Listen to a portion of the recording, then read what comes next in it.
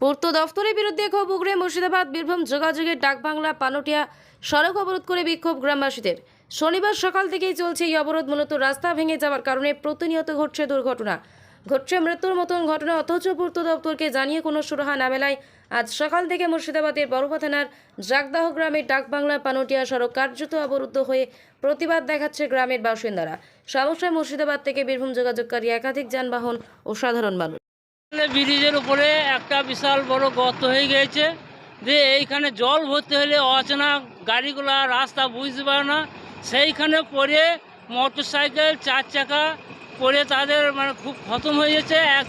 একজন কালকে কামতপুর বাড়ি, সে মারা গিয়েছে, বাপ্পা বিস্তার বলে।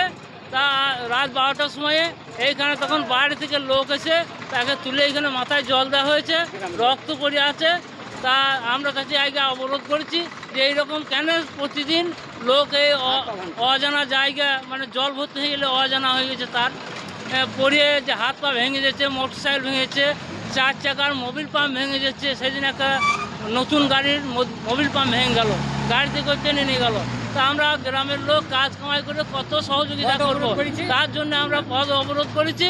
এবং প্রশাসন এসেছিল, প্রশাসন আশ্বাস দিল যে হ্যাঁ খুব তাড়াতাড়ি তোমরা অবরোধ তুলে নাও, আমরা খুব তাড়াতাড়ি ব্যবস্থা করবো, আমরা সবার সঙ্গে আলোচনা করে এটা আমরা করে দেবো, এইটুকু আশ্বাস দিলেন বন থানার অফিসার।